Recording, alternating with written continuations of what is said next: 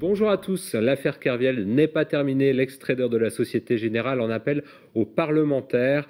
À Pont-l'Abbé, sa commune natale, son comité de soutien y croit. Le festival Les Insulaires débute ce vendredi à Ouessant et rassemble les îles du Ponant, des îles aux problématiques communes. Pauline Ferco s'est intéressée notamment à la condition de vie des femmes dans les îles. Prendre un bateau électrique pour traverser la rade, c'est le cas à Lorient, avec le bateau Zéro Émission qui a été mis en service cette semaine. Bienvenue dans ce JT du jeudi 19 septembre 2013.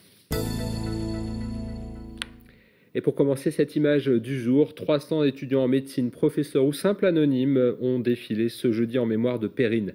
Décédée dimanche dernier, la jeune étudiante en médecine a été fauchée vendredi soir par une voiture de police. Les étudiants ont observé une minute de silence sur le lieu même de l'accident devant la fac de Brest. Une information judiciaire pour homicide involontaire a été ouverte par le parquet de Brest. Jérôme Kerviel a récemment interpellé les parlementaires par le biais d'une vidéo. L'ex-trader de la Société Générale demande des explications sur une ristourne fiscale de 1,7 milliard d'euros accordée à la banque en 2008. Jérôme Kerviel risque toujours la prison ferme et surtout le remboursement de ses pertes, 5 milliards d'euros. À Pont-l'Abbé, sa terre natale, son comité de soutien reste mobilisé. Le point avec Sophie Lecroisier. Ça fait près de 6 ans que ma vie est un enfer.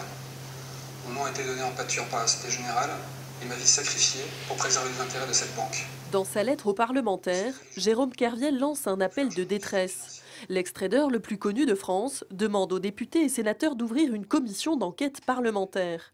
Dans l'affaire qui l'oppose à la Société Générale, il a été condamné pour abus de confiance à 5 ans de prison et près de 5 milliards d'euros de dommages. Comme tous les parlementaires, j'ai reçu le courrier de Jérôme Kerviel, mais quand bien même nous voudrions accéder à sa demande, le droit nous l'interdit, puisque le fonctionnement des assemblées est régi par une ordonnance qui date de 1959, donc un texte de 1959 qui nous interdit de mener des commissions d'enquête parlementaires sur des sujets qui sont devant la justice. Nouveau rebondissement ce mercredi. Marie-Noëlle Lienemann, sénatrice PS de Paris, demande des comptes à Pierre Moscovici, ministre des Finances. Elle réclame une expertise indépendante sur les 1,7 milliard d'euros versés à la Société Générale en 2008. À cette date, la banque n'avait pourtant toujours pas été disculpée. Maintenant, on a appris que Moscovici, lui, il invoque des histoires de secret bancaire. Bon, alors là... il y a déjà eu le coup du secret défense pour le Bulgarie Braze. Alors bon, et maintenant on nous sort le secret bancaire. Le contribuable, lui, on lui a subtilisé 1,7 milliard, donc il n'y a pas de secret là-dedans. On veut savoir si c'est juste ou c'est pas juste. Pour le comité de soutien à Jérôme Kerviel, l'ex-trader n'est pas le seul responsable. Quoi qu'il en soit, le dossier est toujours en cours d'instruction. La Cour de cassation rendra son jugement en 2014. Depuis 3 ans, les îles du Ponant organisent leur festival intitulé Les Insulaires. Cette année, ça a lieu à Ouessant et c'est à partir de ce vendredi. Et pendant 3 jours, les Iliens vont échanger sur des problématiques communes. Exemple avec la vie des femmes dans les îles. Pauline Ferco s'est rendue à Ouessant. Ouessant, l'île des femmes. Un surnom que le Caillou doit aux générations de Ouessantines qui vivèrent quasiment seules du temps où les hommes étaient marins au long cours. Ondine est fille de marins marchands. Elle a grandi à Ouessant comme sa grand-tante, Violette. Mais en 3 générations, la condition des femmes insulaires a évolué. Parce que c'était les femmes qui faisaient tout le travail de la terre, qui tenaient la ferme, et puis s'occupaient de l'éducation des enfants. Et avec toute la responsabilité, parce que les hommes n'étaient pas là. Puis les années 60 et la libération des femmes ont marqué un tournant pour le mode de vie des Ouessantines. Les femmes ont abandonné leur travail à la maison, leur travail d'homme finalement, et ont suivi leur mari sur les bateaux. Elles étaient libres, celles qui avaient des petits-enfants, les parents essayaient de garder les petits-enfants, et elles ont voyagé avec leur mari pratiquement autour du monde. D'autres ont quitté l'île pour une vie citadine sur le continent. Aujourd'hui, de nombreuses Ouessantines veulent rester sur leurs cailloux, mais pas question de vivre seules. Ici, ça marche quand même à 2, quoi. Je vois. C'est bien, quoi, quand les jeunes couples décide de revenir ici, de s'installer. Donc c'est une décision aujourd'hui commune, hein. Si de nos jours on ne parle plus de société matriarcale à Ouessant, il n'en reste pas moins que les familles ont un caractère bien trempé, comme forgé par les tempêtes.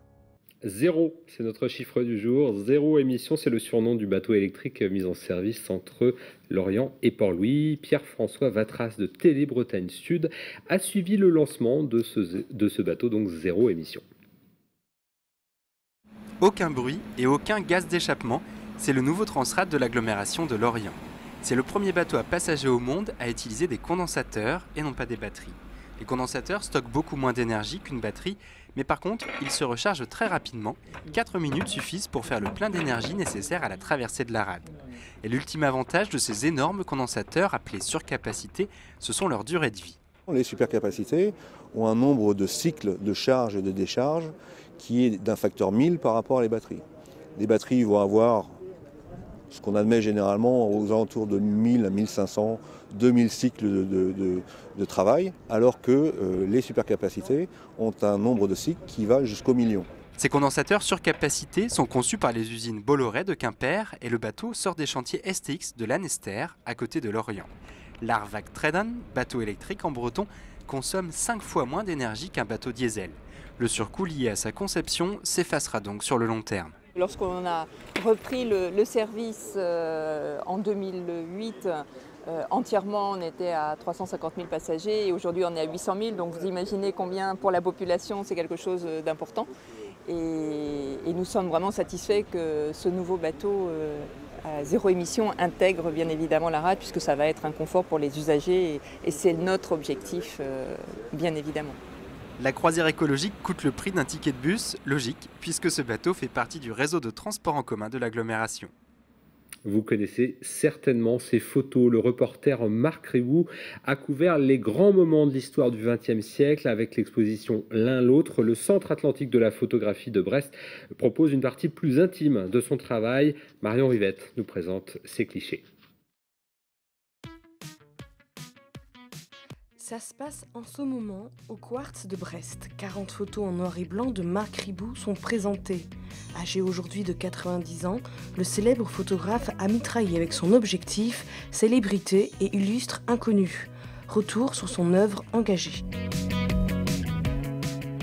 Il s'intéresse aux gens et c'est avec cet humanisme-là que l'on peut dire qu'il est engagé. Marc Ribou a connu son heure de gloire dans les années 50 avec le célèbre cliché du peintre de la Tour Eiffel, puis quelques années plus tard avec celui de la femme à la fleur. Le symbole du mouvement hippie, du flower power contre la guerre, donc ce face-à-face entre la militante et les soldats américains. Marc Ribou photographie cet ouvrier sur la Tour Eiffel en train de peindre les poutrelles. Et il est figé dans le mouvement de son travail. C'est Paris en 1953, c'est vraiment une photographie de Marc Ribou, photographe promeneur, le promeneur de Paris. Je traverse une rue, je vois ce regard de la bonne sœur et je le saisis avec mon appareil photo. Et puis, clin d'œil à la ville de Brest, la religieuse sur l'affiche de l'exposition était brestoise.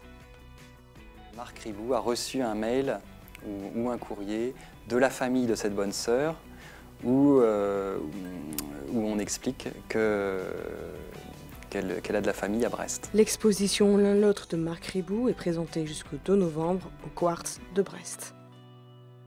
Merci beaucoup de nous avoir suivis. On se retrouve demain pour un nouveau point sur l'information locale, régionale à 18h30. Bonne soirée à vous.